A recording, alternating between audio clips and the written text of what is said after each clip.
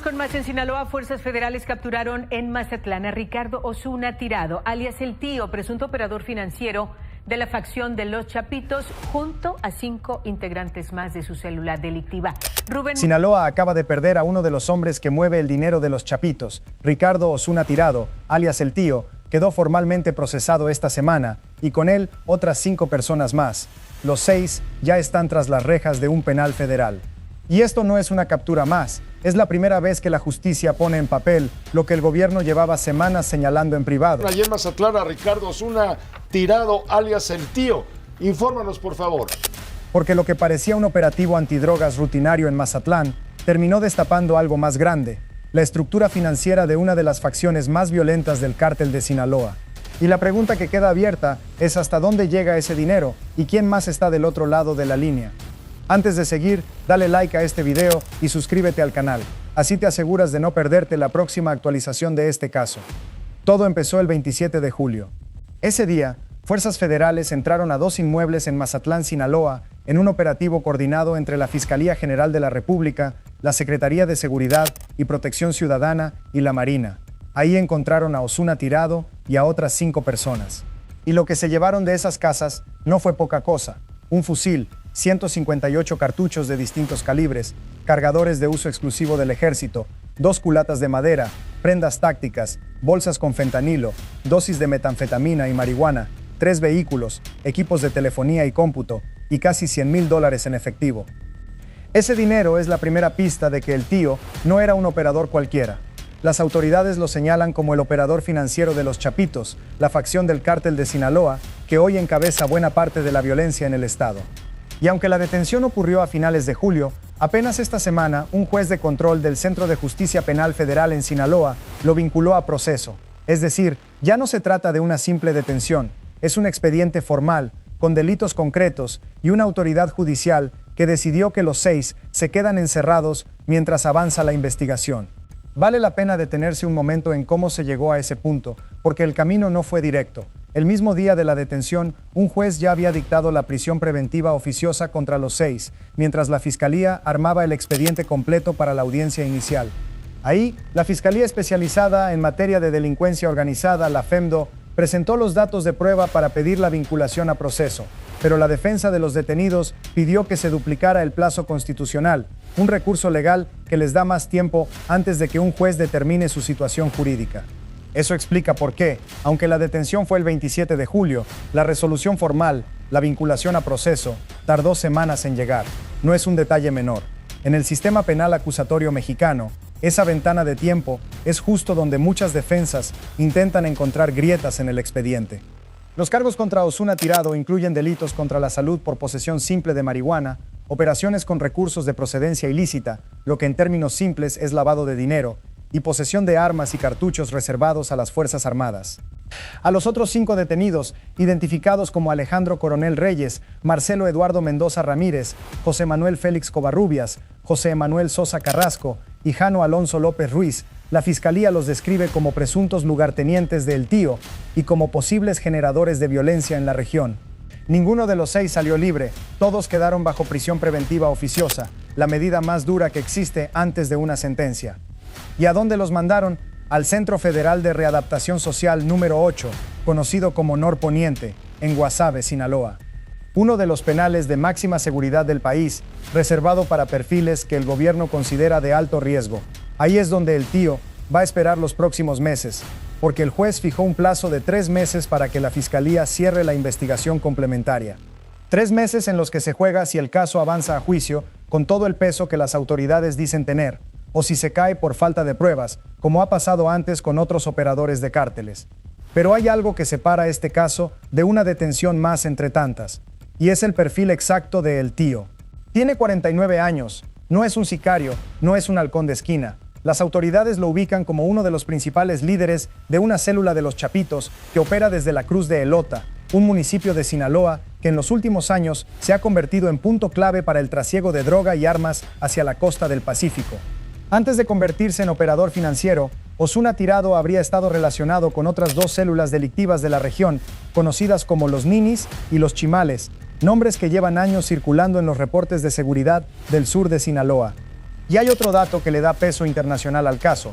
Medios locales lo señalan como uno de los objetivos prioritarios de la Administración para el Control de Drogas de Estados Unidos, la DEA. Es decir, hablamos de alguien que, según el gobierno, no solo movía droga, sino que administraba el dinero de una organización que hoy está en guerra abierta por el control de Sinaloa tras la fractura entre las facciones del cártel y que ya estaba en el radar de agencias fuera de México. Y ahí es donde entra la parte que todavía no se ha cerrado, porque mientras el proceso judicial avanza por drogas y armas, hay otra investigación corriendo en paralelo, y esa es la que de verdad podría cambiarlo todo. Si sigues aquí, presta atención, porque lo que viene es la pieza que conecta todo el expediente.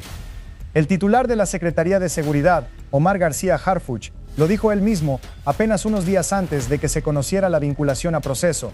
La Unidad de Inteligencia Financiera mantiene abierta una investigación sobre las operaciones económicas de Ricardo Osuna Tirado. Y no lo dijo como un trámite más. Harfuch describió esa investigación financiera como algo mucho mayor que lo que ya se ve en el expediente judicial actual. Eso significa que lo que hoy conocemos, el fusil, los cartuchos, los $100,000 en una casa de Mazatlán, podría ser apenas la superficie. Si el tío era, como dicen las autoridades, el operador financiero de una de las facciones más activas de los Chapitos, la pregunta real no es cuánto dinero había en esa casa, es cuánto dinero pasaba por sus manos antes de esa noche y hacia dónde iba. Cuentas, empresas fachada, propiedades, rutas de lavado que crucen fronteras. Eso es lo que la UIF está tratando de reconstruir ahora mismo mientras Osuna Tirado espera en Guasave. Y hay algo que todavía no está claro ni siquiera para la prensa que ha seguido el caso de cerca, si esa indagatoria de la UIF se limita a los 6 detenidos o si ya se extiende a otros integrantes de la célula que siguen libres y operando. Y aquí aparece la primera gran contradicción del caso. Las autoridades hablan de él como uno de los líderes financieros de la estructura, pero en el expediente judicial que ya se hizo público, los cargos formales por los que fue procesado son, en los hechos, relativamente menores: posesión simple de droga, posesión de armas y operaciones con recursos de procedencia ilícita. No hay todavía, al menos no de forma pública, cargos por delincuencia organizada o por su papel específico dentro de los Chapitos. Incluso hay medios que han sido cuidadosos en señalar que su rol como operador financiero es por ahora un señalamiento del gobierno basado en declaraciones e inteligencia y que todavía no constituye un hecho establecido judicialmente. Esa distancia entre el señalamiento político y el expediente judicial es exactamente el tipo de brecha que en México ha permitido, en otros casos, que operadores de alto perfil terminen liberados por tecnicismos años después. Por eso el plazo de 3 meses que fijó el juez no es un detalle menor. Es la ventana en la que la Fiscalía tiene que decidir si consolida ese expediente con pruebas sólidas de operación financiera para el cártel o si el caso se queda flotando en cargos menores mientras la investigación de la UIF avanza por su cuenta, sin necesariamente traducirse en más acusaciones formales. Quédate, porque todavía falta la pieza que explica por qué este operativo llegó justo ahora. El despliegue en Mazatlán no ocurrió en el vacío. Sinaloa lleva más de un año viviendo una guerra interna dentro del propio cártel de Sinaloa, después de la fractura entre la facción de los Chapitos y el grupo ligado a Ismael El Mayo Zambada. Esa guerra ha dejado cientos de muertos y desaparecidos en el estado y ha puesto a los Chapitos bajo una presión que no habían enfrentado antes, perseguidos por el gobierno mexicano y al mismo tiempo debilitados por la disputa interna con la otra facción. Y en Mazatlán específicamente, la tensión venía escalando justo en los días previos al operativo. Entre el 19 y el 25 de julio, la ciudad registró 14 homicidios y un feminicidio, además de ataques con disparos y hasta explosivos contra viviendas y establecimientos comerciales. Ese fue el clima de violencia en el que las fuerzas federales decidieron entrar a esos 2 inmuebles y sacar de la calle a un operador financiero completo, no a un sicario más. La lectura que hacen algunos analistas de seguridad es que golpear las finanzas de una célula en medio de una ola de violencia como esa busca cortar no solo el flujo de armas, sino la capacidad de esa célula para seguir reclutando y pagando sicarios en el corto plazo. En ese contexto, golpear al operador financiero de una célula completa no es solo un golpe policial. Es un golpe a la capacidad de esa facción para sostenerse en medio de la guerra. Sin flujo de dinero limpio, sin forma de pagar armas, sobornos y logística, una célula criminal pierde capacidad operativa mucho más rápido que si solo le quitan droga o le detienen a un sicario. Por eso el propio Harfuch subrayó la investigación financiera como la parte más relevante. No es el fusil ni los 158 cartuchos lo que más le preocupa al gobierno. Es el dinero que el tío administraba y que hasta ahora seguía moviéndose sin que nadie lo tocara. Y aquí está el momento que cambia el sentido de todo el caso, porque si la investigación de la UIF confirma lo que Harfuch adelantó, no estaríamos hablando solo de la caída de un operador más de los Chapitos en Mazatlán. Estaríamos hablando de la posibilidad de rastrear por primera vez con nombre y expediente judicial de por medio parte del entramado financiero que sostiene a una de las facciones más golpeadas del cártel de Sinaloa, justo en el momento en que más necesita ese dinero para sobrevivir a la guerra interna. Esa es la revelación que convierte esta detención de rutina en algo que puede tener consecuencias mucho más allá de una celda en Guasave. Vale la pena poner este caso en la lista más amplia de golpes que ha recibido los Chapitos en lo que va del año. No es el primer nombre ligado a esa facción que cae en 2026, y probablemente tampoco será el último.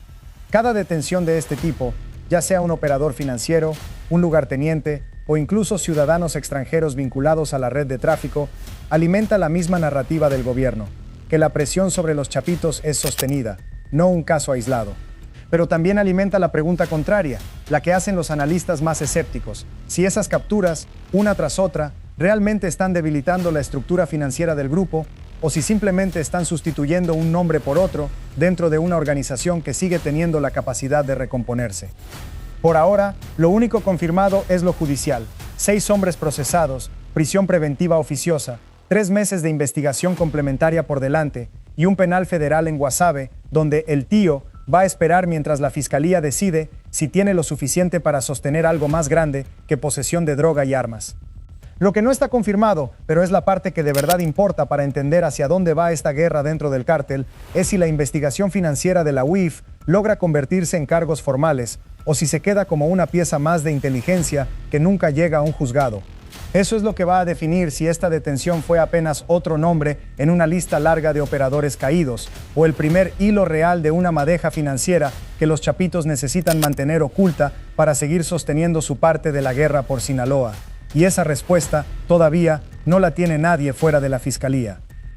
Si este caso te interesa, es apenas una pieza de un tablero mucho más grande que se sigue moviendo en Sinaloa. Cuéntame en los comentarios qué parte de esta historia te gustaría que sigamos de cerca en el próximo video. Y no olvides suscribirte para no perderte la actualización cuando la fiscalía cierre esos 3 meses de investigación.